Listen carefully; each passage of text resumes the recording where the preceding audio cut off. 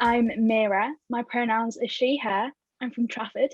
I'm 17 years old and I'm currently in year 13. So I'm going to be hosting tonight alongside Fatima, and we've got our roving reporter, Rosa. So if you guys want to quickly say hello. Hi, so I'll be supporting Mira alongside tonight. I'm 18, my pronouns are she and her, and yeah, I'm at college, so I live in Tweedle, so I'm pretty far away from everybody else. But I'll hand over to Rosa. Hi, yes, so I'm Rosa. I'm 19, my pronouns are she, her. I'm in Cheltenham, Manchester at the moment, and I'll be just taking notes as this goes on. We'll be doing a report afterwards, so kind of everything you say, we will be keeping track of. Yeah, so that's what I'm here to do. I'll hand Great, okay. Thank you. So we're just going to go on to a few quick housekeeping rules. So we just wanted to remind everybody that this is a safe space where we're going to welcome a range of views, and we as a group do not welcome or tolerate anything that's hateful or discriminatory. We've got workers in the background as well, checking up on that. And a reminder that if this does occur, we're going to have to pause the meeting and you may be removed. So tonight we're going to properly welcome Simon Lepori. He's representing the Liberal Democrats. I just wanted to remind you, Simon, that the young people on this Zoom represent young people and youth organisations from all across Greater Manchester.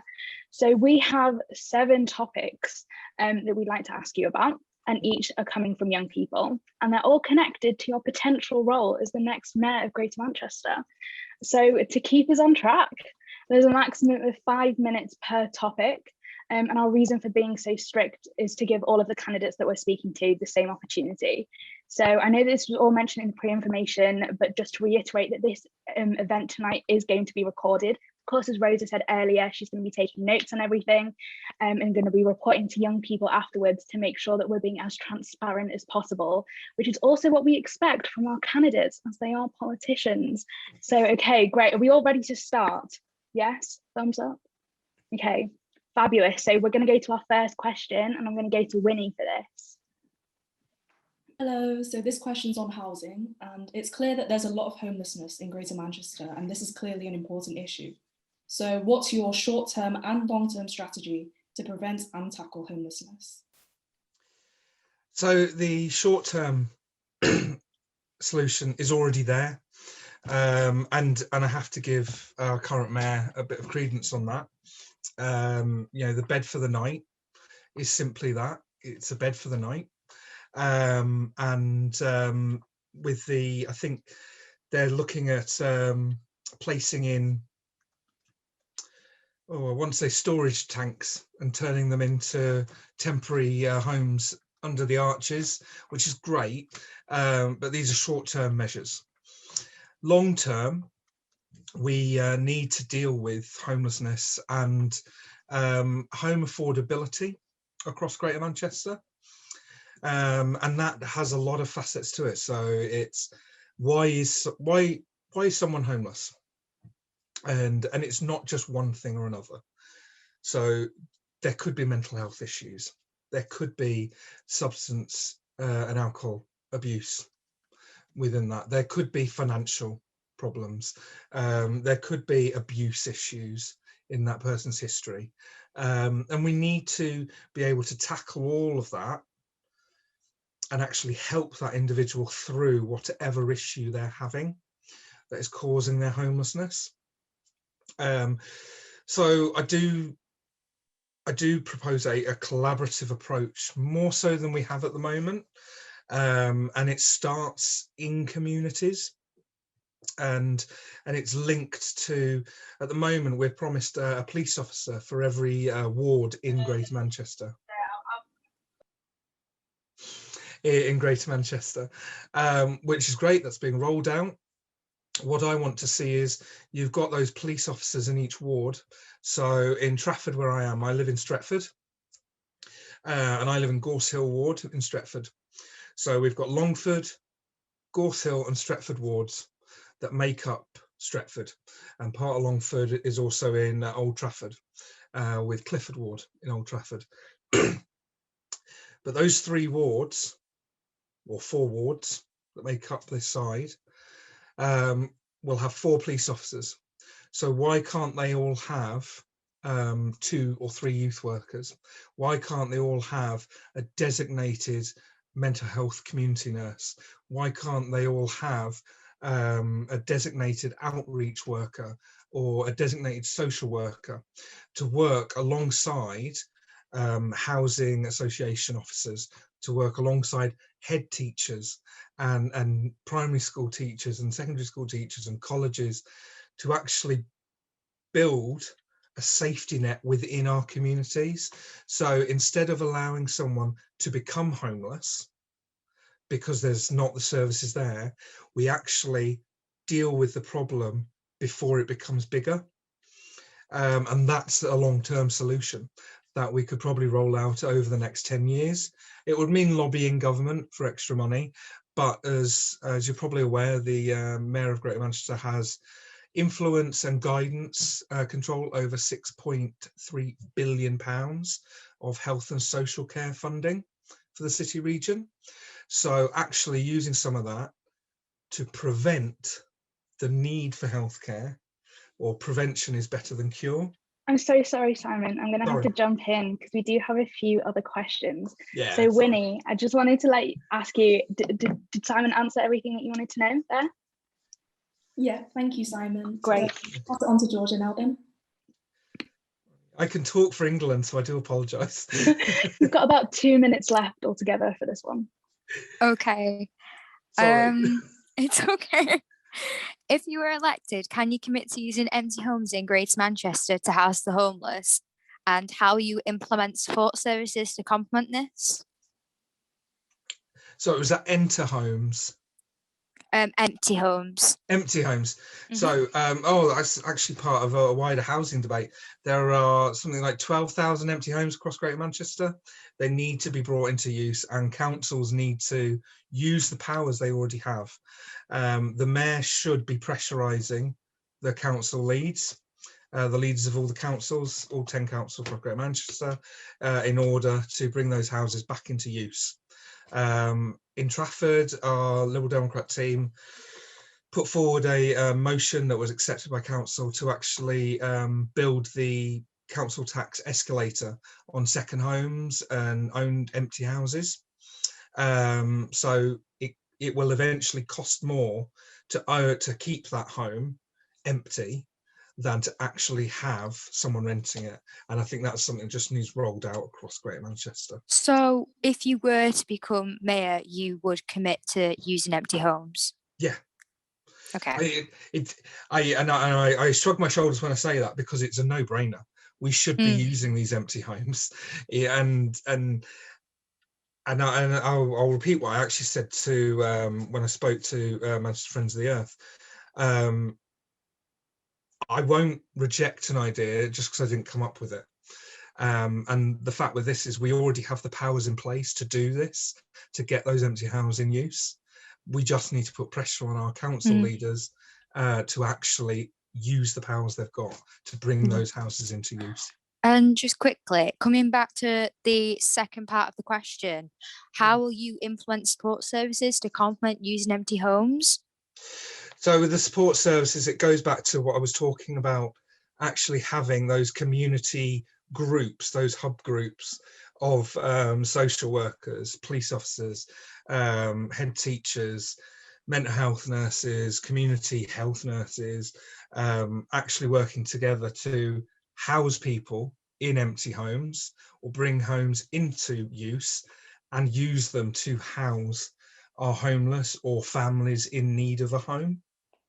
And actually finding that need within those communities. So someone that turns up is going to be homeless, say in Stockport, should hopefully find a home in Stockport. We shouldn't have to move someone right across the other side of Greater Manchester just to give them a home.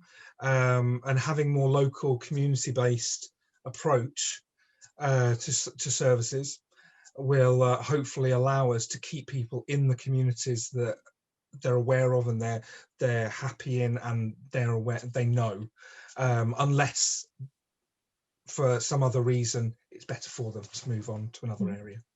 Okay, so I think we're going to have to wrap up on housing. That's all right with everybody. It's all right. That's why I'm here. So I think we're going to go into Fatima next, if I'm correct. Yeah, thank you for that. So holiday hunger has been topical due to the pandemic. Food banks have been a stigma for young people. How do you plan on tackling holiday hunger, and how would you reduce that stigma in the future? Well, I have to say, I mean, I was a child of a single parent, and I had food vouchers in the 80s. So I have full respect for anyone that has food poverty or has to have their meals paid for them. Do you know what? It's not shameful. It's not wrong. It's something that government and councils can do that is right, is feeding children that don't necessarily come from wealthier backgrounds. I think the response nationally has been ridiculous. The fact that it took a footballer to stand up and say, why aren't you feeding these kids, is ridiculous. And as politicians, we should all be ashamed.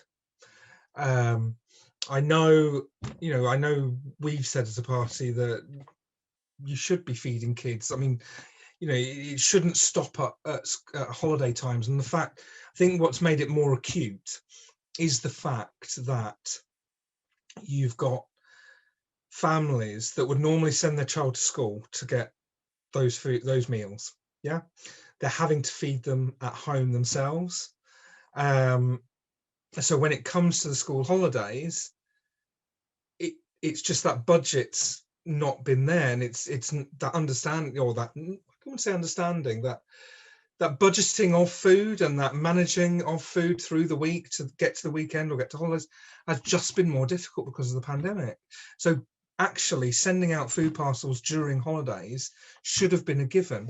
I think moving forward, as we move out of the pandemic and people start to go to schools, how do we deal with holiday food poverty? We should have access to a holiday food fund. And that's something that can be set up across Greater Manchester in collaboration with the councils and the Greater Manchester's Combined Authority. I don't want to promise it or commit to it, because you're going to have to look at all the figures and how logistically it works. But I know it's something we could do. And I think Greater Manchester should lead and say, look, we've done this for our citizens. The rest of the country can do the same.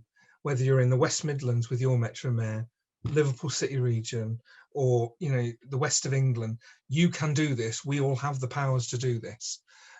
Greater London, you also, we can be a leader on this and show the rest of the country how to move forward. But it is something that needs tackling. Yeah, next. Sorry. Is that okay? Yeah, great. Jess, do you want to go on to your question? Hi, yes. Unhealthy lifestyles are largely due to cost. Young people don't have access to healthy food, transport, or club membership because of the cost. And the less healthy lifestyle, the bigger the cost of the NHS. As Mayor, how would you increase accessibility to healthy lifestyles? So it's important to know that you've got your local councils that should be providing local leisure services.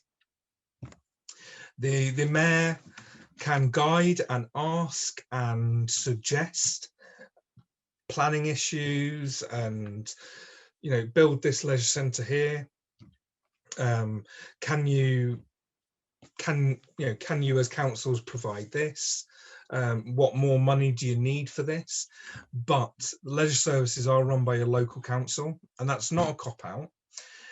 It's knowing how the mayor's office needs to be used. So I would probably advocate an access fund that councils can tap into. So you've got people from low income backgrounds that can actually access leisure services at a reduced cost or zero cost.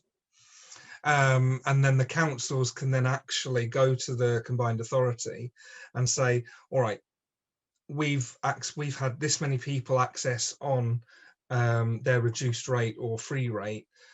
Can you please reimburse us? And that's something that I think the mayor could possibly do, which would probably aid access to leisure facilities, especially council run leisure facilities. Where we build them, that's the next topic. They should be on your doorstep. You shouldn't have to travel 10 miles down the road to get to a swimming pool. They should be on your doorstep. If we really want people to become healthier and fitter, to have a better outlook in life, we should be providing things for them on their doorstep.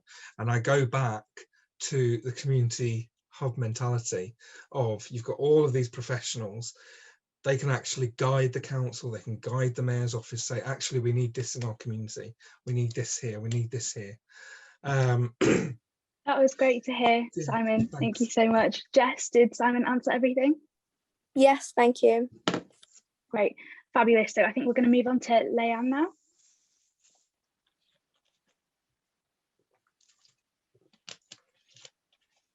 From Access to Work and Training. I hope I've got that right.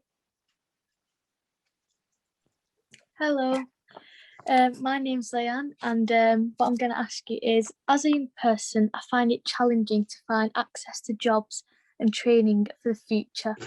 So can you tell us how you are going to make sure young people have access to information about training? So in the past, we had connections. And it's interesting to note, because with the jobs and skills budget that has been devolved down to the Greater Manchester Combined Authority, we could actually set up our own version of that here in Greater Manchester. But more importantly, and I think we should be looking towards the future, which all of you are. We should make sure that you have the opportunities that you need to build the green economy of the future, to be part of the green revolution, so you can stay in Greater Manchester and be confident that you're going to have a high-tech, high-paying job on your doorstep. And that's what you need to be trained for, and that's part of a green agenda that the mayor's office can lead on and say, this is what I want Greater Manchester to look like. Sorry, I think you were going to come in there, weren't you? Just to add on, so can you tell us what the plan is? Okay. So with Greater Manchester based connections, again, it links into that community hub where you've got all of those leaders working together, and you've actually got teachers and head teachers actually saying, well, these are jobs that are going to be available over the next 5-10 years. How do we get you as young adults into those jobs? What do you need in order to get those jobs? But leaving it until you leave school is something that we need to reverse. I remember when I was at school, I had careers advice when I was 14, and it went right the way through till my GCSEs, and then I stayed and did my A-levels because of that advice. And that advice continued right the way through till I was 18. So, and I know that it's been cut back now, hasn't it? So that really does need to go back in. It's something we can do again here in Greater Manchester with the skills and jobs funding. Yeah, thank you. So now we'll pass you on to Luann. Hello, hi. So I've got a question about the hour pass. I've just started sixth form, and although the majority of my class actually use the hour pass, there are some kids who aren't eligible for it because they've repeated the year. Now, COVID means that a lot more young people are going to repeat the year, and this puts them at a disadvantage, and they have to limit their transport. How would you expand the hour pass scheme so it's accessible to more people, to more young people in particular, of course? to be fair, I think one of the simple things our current mayor's put this in place, and with COVID, all of those repeating this year should have it extended to them full stop. There's sorry, you just flicked away on the other side of the screen there. All of them should have it extended for the next year until they complete their studies. Is that indefinite? No, but you should get your full 2 years worth of that pass. How do we expand access? I actually don't have an answer. Sorry, I'm not going to lie. I think, if you're, for those that actually need it as well, I think it needs to be more confirmed and more available. However, it is a broad brush pass as well. So it's finding the balance with it, but definitely everyone that's repeating because of COVID should have access to it. I think that's just, he should be coming out and saying that right now. Sorry, could I also ask if other than the Our Pass scheme, how else would you support young people financially to help them access work and training? Say if it's on like the other side of the city, how would you support that? Well, I mean, I think that we should have a fully zoned system in Greater Manchester anyway. So at the moment we've got the Metrolink is zoned, which was a great first step.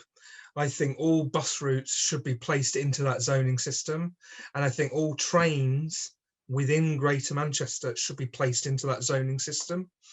Only then will we be able to say you're under the age of 25, therefore you can have this reduced cost travel card across all zones or between this zone and that zone. And I mean, that's what they did in London. I remember, I grew up in St Albans, just outside London, and you had your one-day travel card, but I also had the young person's travel card, and it allowed me access to 3 zones instead of 1 when I travelled in from St Albans.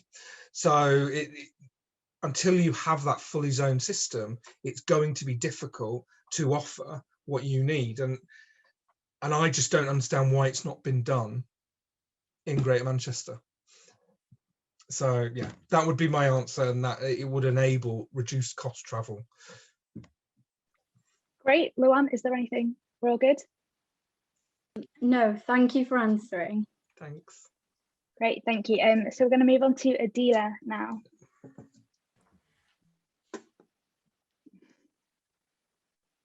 Sorry, hi. Hi. Basically, due to COVID, there has been an increase in hate crimes towards minority communities, in particular the Asian community. This leaves victims in these communities isolated and makes it harder for them to access help. What will you do to combat this and ensure that people from these communities get the help they deserve? I think I want to say first off, I think it's abhorrent, some of this behaviour, and I have seen some of it. And I think, last year I mean, if you check on my Facebook page, I actually wrote something last May, June, July, and it's linked. It's on Lib Dem Voice, and it was about the Black Lives Matter protests at the time, and there was a lot of debate then about should they be protesting during a pandemic, and I went, of course they should.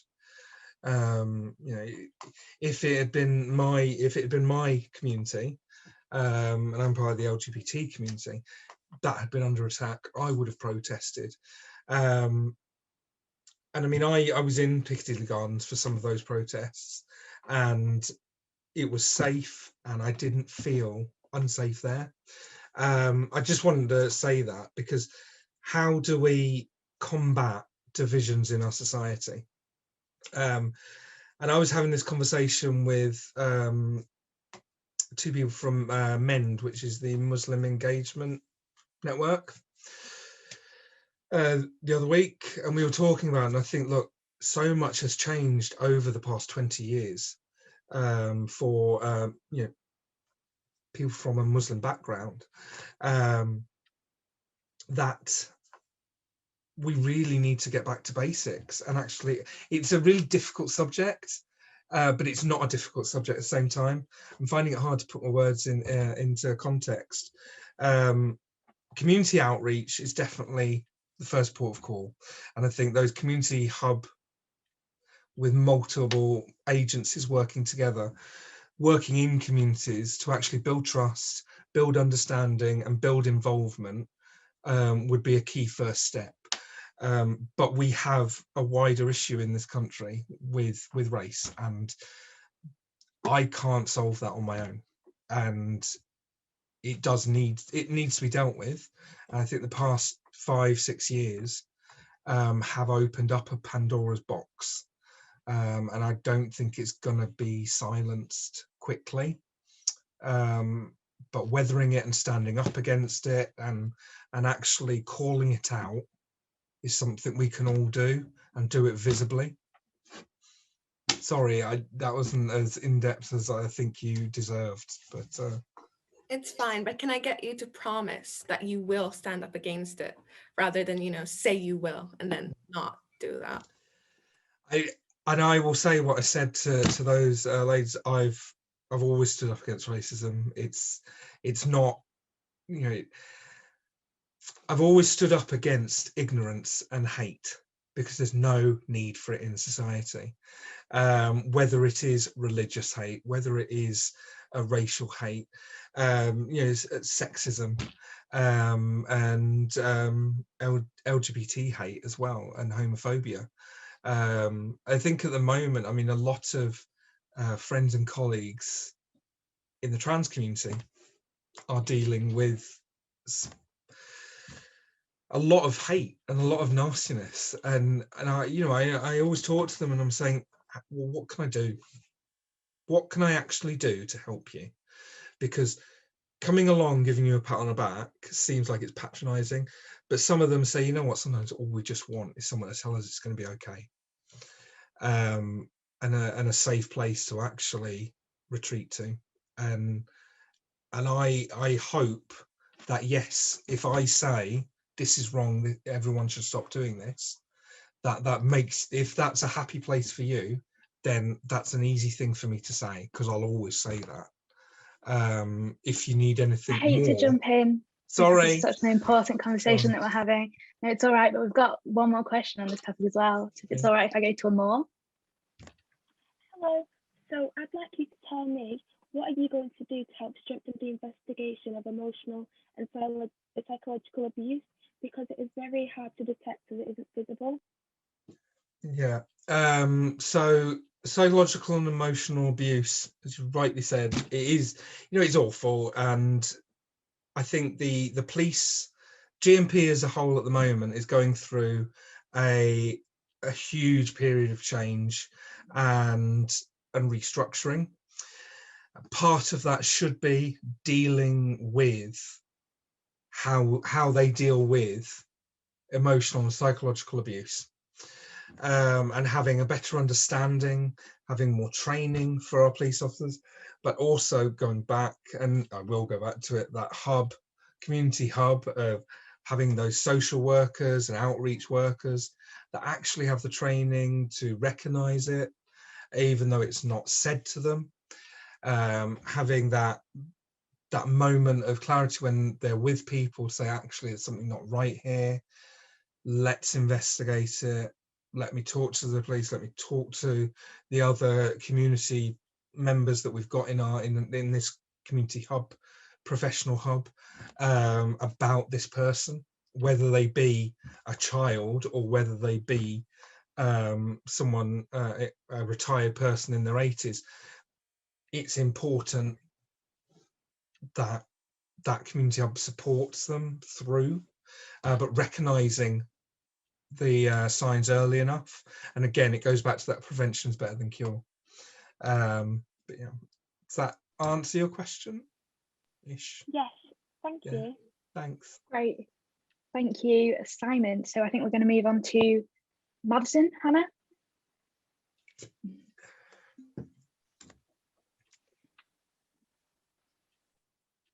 If Madison's jumping in, but Oh, sorry. I can, it's all right. This is for the young people being. We'll now move on to the young people being heard in local decision making. So, hiya. Kicking off this kind of section. So it's really rare opportunity for us to be able to communicate with people of your power and of your position. What action will you commit to taking to ensure that young people can communicate more often with people in your power and people in extended roles above you and also working alongside you? I love that. I've never been called powerful before, but thank you. I'm really not. No, you're talking about the mayor's office is a powerful entity, and the mayor's office should be leading by example, and should be including all in the community, and should be giving people a voice in their communities. I mean, Alistair Carmichael was on a call with myself and a few of my colleagues. Someone asked him, what is a Liberal Democrat? And he turned around and he said, look, a Liberal Democrat or a Liberal is someone that believes that you can do and say whatever you want as long as you're not harming anyone else. A Liberal Democrat believes in the community and believes in that community to make the right decisions for themselves. And decisions should be devolved down to them, and they should be involved as much as possible. So when you talk about young people, those under the age of 25, sometimes I think people forget because the majority of them aren't voters. But we should always remember that you're going to be voters. I mean, I advocate votes at 16 anyway. And I think it would give a lot of politicians a kick up the bum if you all had the vote at 16, to be quite honest. But actually having a forum that you can come to whenever you want, or within youth groups, within the community groups, actually having those safe places you can come, voice your concerns and say, you lot have said this planning, this application, you want to plan for this thing here, it's going to take away this from my life or from the rest of the young people around here's lives. And actually having that being put onto record. So it has to be looked at and respected as part of the process of whatever's happening in that community. But you'll find the more decisions that go closer to the community, the larger your voice will become, no matter your age. I think what we find, decisions and powers have all been moved upwards. I hate to jump in, Sorry. Simon. I hate to do it. We do have a few more questions, but I just wanted to know if there are any follow-ups from the team on that one. If I can take this, thank you. Just one follow-up. In your first 2 months, if you were elected as mayor, how would you communicate with young people? Thank you very much. How would you, I mean, I throw this back, how would you want me to communicate? Because, I mean, I could reel off a list of ways that I want to communicate with you, but will you all engage with that? So it's better, actually, if you come to me and say, this is what we want to do, this is how we want to talk to you, and this is when we want to talk to you, and I'll say, yeah, that's fine. Yeah. Do you know what I mean? So that would be my comeback on that. I want young people involved in this city region. You know, you're the future of the city region. You have to be involved in decision making. You have to be involved with what's going to happen. But I can't tell you how to be involved. As the wise writer once said, decisions are made by those that show up. So I'm saying to you, the door's open, show up and tell me what you want.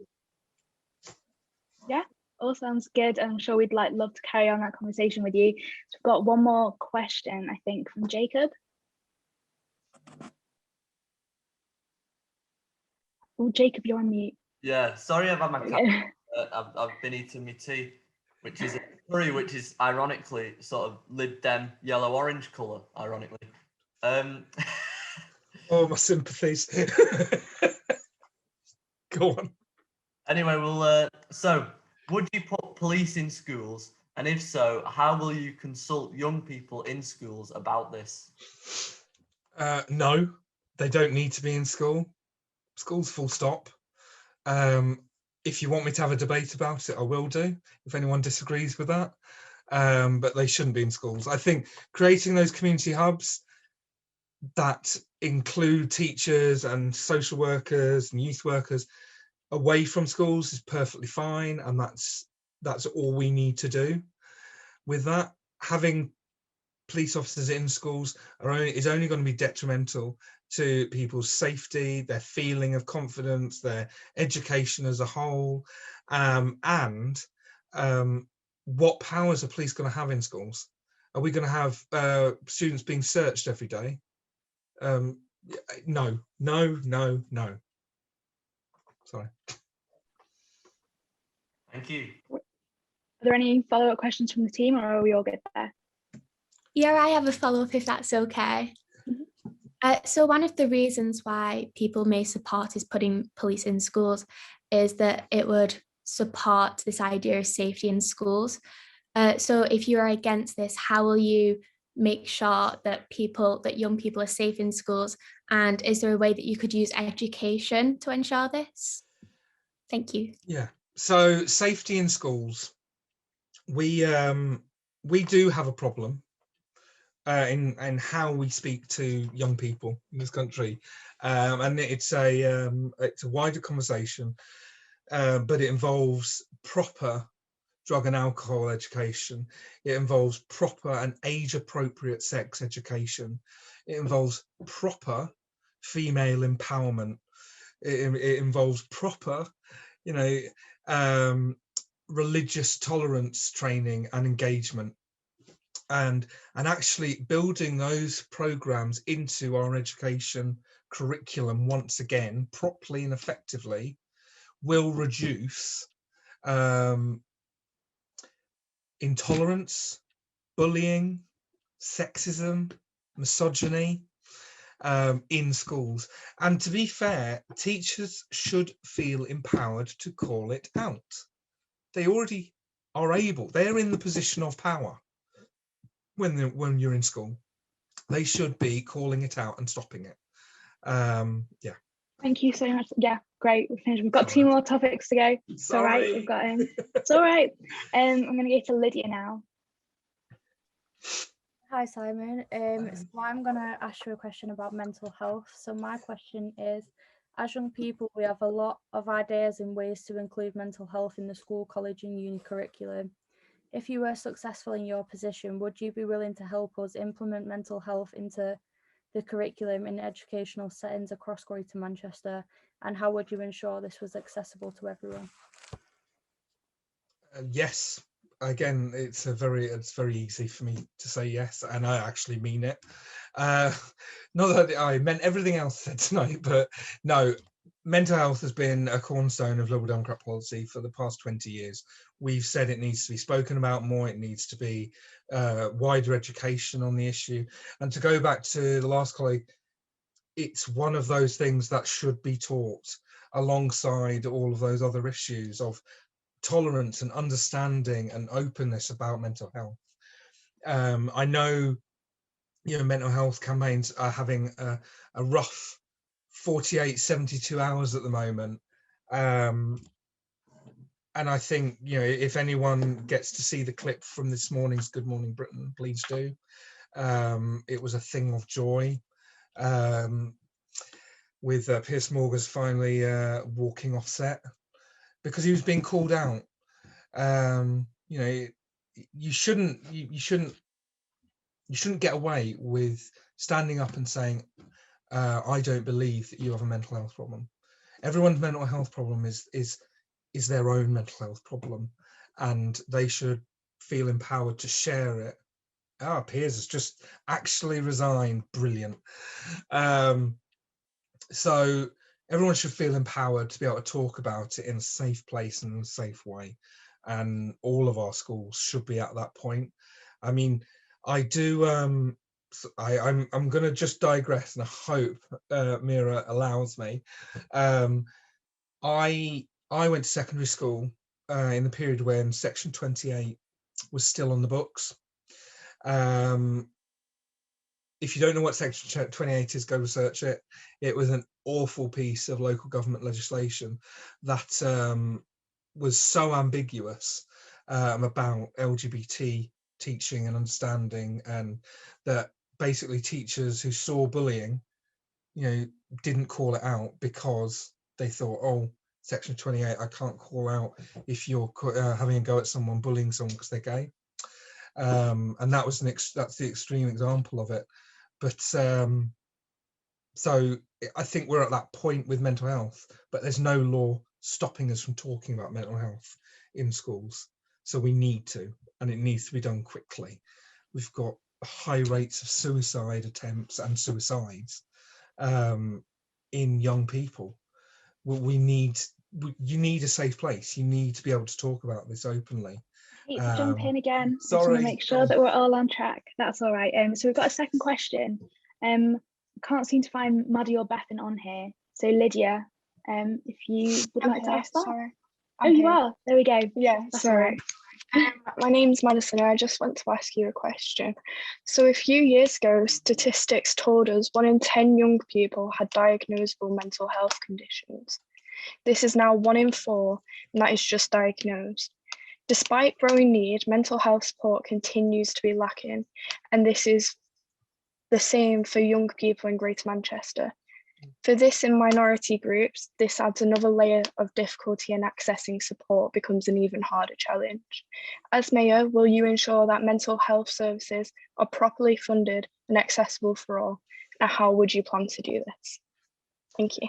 Okay, so as you're aware, Greater Manchester has 6.3 billion, I think it is now actually, 6.3 billion pounds of health and social care money that it has guidance and it has influence over as mayor, as combined authority.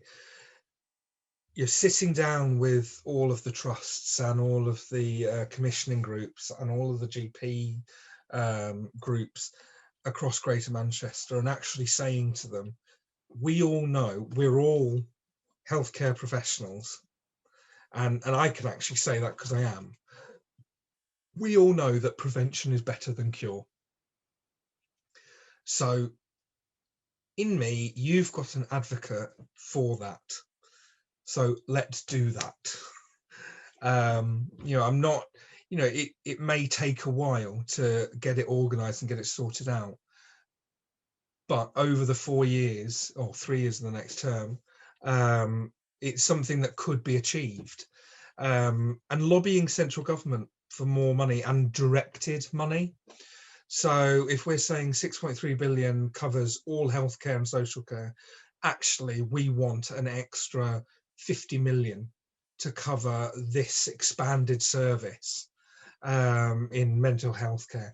Can the Department of Health please top up our regional budget with that to allow us to do that? And lobbying specifically for those things, but it will be clinician led, and it will be led by people, facts, and actually knowing how services work and how they can work better. And know, I mean, the mandarins in Whitehall and the combined authority, they're not doctors and nurses, they're not healthcare managers, they don't understand. So you need to actually empower our healthcare system in Greater Manchester to say, this is how we do it, and this is how much it's going to cost. But yes, I'm completely on board with you. And yeah, with a lot of things you'll find in healthcare, and you're pushing at a very open door with me, because I know the disparities in healthcare across Greater Manchester. I mean, age disparity is... I hate to interrupt again. Sorry. All sounds good. Are there any... That's all right. I think we're just going to have to move on to our last topic. So is that okay, Madison? Is that all right? No follow-up? Yeah. Thanks. Okay, great. So I think I'm going to go to Seb. Where am I looking? Yeah. What have you done or plan to do to halt the current climate crisis regarding emissions, especially greenhouse gases? So I sat down with Manchester Friends of the Earth the other week, and we spoke about their 10-point climate action plan, to which it was, we all know we're living in a climate emergency. It's an ecological crisis at the moment. We need to do something about it. We need to be out in front on it. The fact that we don't have advanced plastic recycling in Greater Manchester is something that needs to be dealt with. So I know in Trafford we can't put dishes, some certain plastic dishes, and you have to limit what plastics you put in your plastic bin, and it's just ridiculous. So we need to expand recycling up, so that will help us reduce the amount of waste we're incinerating and putting into landfill. I would want to create a plan to get rid of all incinerator plants across Greater Manchester over the next 10 years. And that's something, when we were talking about it with Friends of the Earth, it was something that is actually quite doable, that doesn't have a lot of cost to it. And actually making cycleways usable and permanent, getting people onto good, safe, reliable public transport, creating truly 20-minute communities where you can walk to something like a bus or a tram or a train. Yeah, there's so much, but I know I'm on a clock, so. Are there any follow-ups on that? Thanks for sharing the plan. Given the scale of the climate crisis, do you think it's bold enough? I think if we can do our part here in Greater Manchester, and other parts of the UK can do their part, I think what looks like a small seed can grow into a big oak tree. Yeah? I'm trying not to waffle on, but I really want to waffle on because I want to talk about these issues. Yeah, that's my opinion of it. We don't necessarily need to be outlandish with it, but we know what works. We know what's going to reduce emissions. Let's do it and stop talking about it in terms of procrastination about it. Sorry. Mm-hmm. All good. I'm just going to go on to Dylan now. So, given that climate change is a class issue, as over 90% of our emissions are produced by the richest 1% of the people, how shall you address this issue? So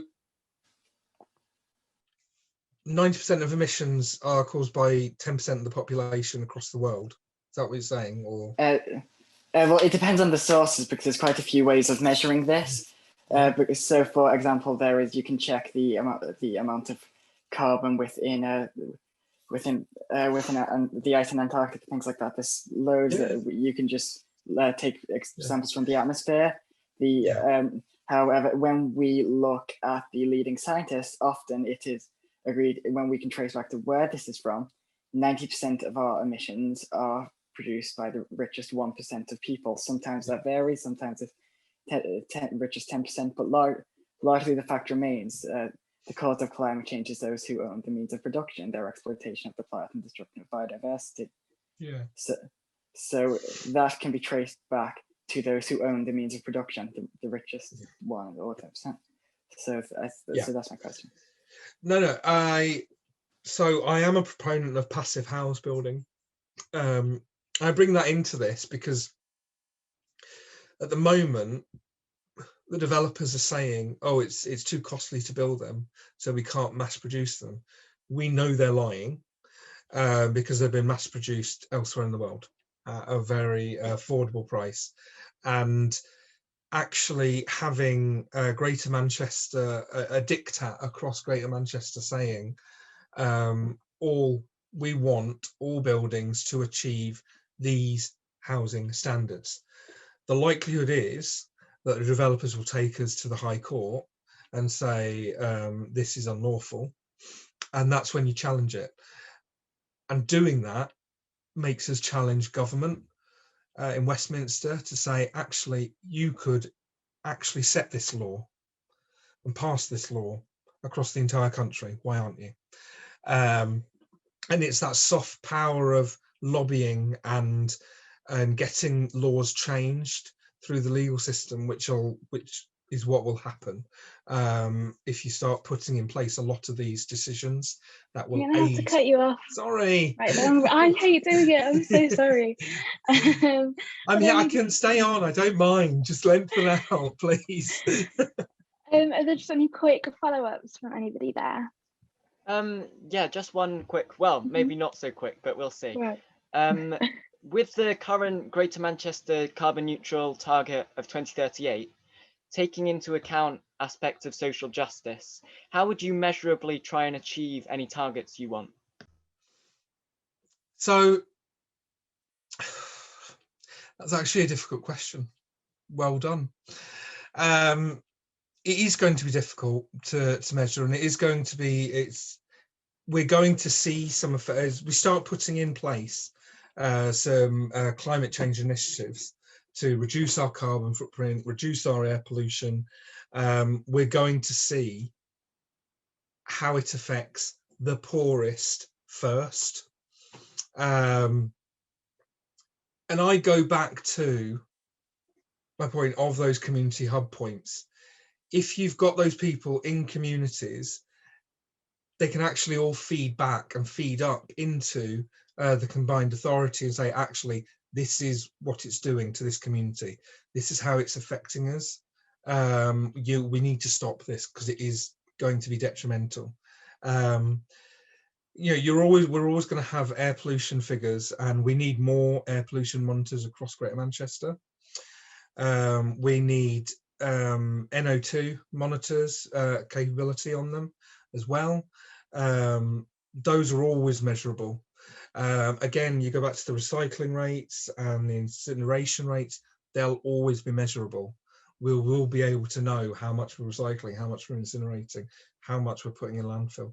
So those things will all be combined in to, over the next 10 years, to actually map our carbon footprint as a city region and our plan of improvement and progress. I mean, I would aim for 35, by the way, 35, if not 2035 or even 2030 for real visual change as opposed to 2038.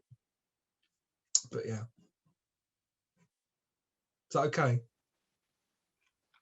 Yeah, okay, this sounds great. I just want to say a big thank you on behalf of everybody here as well. I know I found this super valuable. It was a great session. And we just wanted to remind you that young people are not only the future of Greater Manchester, but this is our city and it's our community, and we're here and we're the leaders of tomorrow. We need to make sure that you're all aware of that. So we've got a few just final questions and keep it as brief as possible. Who's running the Zoom? Because I'll happily stay on for a bit longer. I don't mind at all. I think we just want to make sure that all the young people here can finish up here. But so we just wanted to know, could you sum up everything that you feel is most valuable for young people to take away from this, and what's in it for a young person to support you as the mayor? Oh, well, that's really so. What's in it for young people to support me as mayor? I'm not a politician. I will actually say this right now. I may be the candidate for Greater Manchester Mayor for the Liberal Democrats, but I'm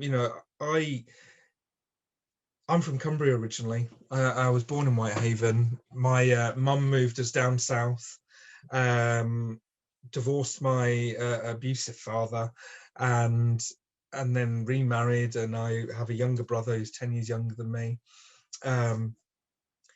We didn't have an easy life, but my mum went out and worked and made sure I had those values in me: work hard, give back, and and do something interesting.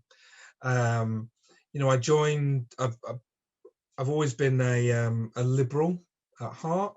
I joined the party in 2015, and I'm constantly amazed when I meet Liberal Democrats and when I work with Liberal Democrats and see them in action, the things that they do, the things that they want to achieve, and where we actually have power, where we control local councils, the things that we do achieve. And just this past week, Liberal Democrat councils, the top 4 councils for recycling in the country are all Liberal Democrat controlled councils. Yeah, it's stuff like that. And I mean, you know, what's in it for you? You know, I'm not going to say to you, I'm not going to offer you the world, but I'll say to you, my door will always be open. And if you need access, if you think there's something important that should be done for younger people in the city region, then come and tell me, and we'll see what we can do to get it done. Because you're right, you're not just the future, you're living in the city region now. I love living here, and I've lived here for 15 years. I'm not moving from Greater Manchester. I love this city, and I want it to be better than it is, and I think it can be. So that's so great to hear. Sorry. It's incredible. So right, we've got just one final question. So we all think that being involved shouldn't be a privilege, and it should be a right for all young people across Greater Manchester. So, and if you're elected, will you commit to coming back to speak to us 2 months after the election? Absolutely, that's easy. That's easy. I mean, to be fair, I want to see you within the first 4 weeks. So someone needs to come into the office and say, "You promised us this. We need this doing." That's what we want to do. Yeah. So, and you should be access. But I will say to anyone, if you are not already a member of a political party, consider joining one. And actually start phoning these people and saying, I want to help you. I want to be involved. I want to know what you do. I want to help you run work on your campaign. I want to get, you know, I want to be inspired by a candidate. You know, I'm personally inspired by a whole lot of candidates across Greater Manchester. I mean, though anyone live in Withington? Withington Ward. So April Preston is in Withington Ward, and I love her. She is fierce, and she takes no prisoners. And you know what? If I'm just a tenth like her, then I'm happy. But even older politicians. I mean, Jane Brophy's a local councillor here in Trafford, and I love getting her re-elected to council because she actually cares. You know, she actually wants to stand up and make our environment better. And I would say to you all, just join in and don't stop banging the door, and don't shut up just because no one's talking back to you. Actually scream a little louder and say, no, you will bloody listen to me, and shake us if you have to. Okay. Great, thank you so much for coming. It was all incredible. So we just want to tell you, I know there's a lot of young people that have quite a few questions, but I'm sure that we'll get them all passed on to you as well. So we just wanted to tell what happens next. So we're going to be compiling the results of what you've said, and we're going to be reporting back to wider groups of young people before the elections. So we wish every candidate good luck, and we hope that you all promise to involve young people going forward. It's been lovely to have you here with us today.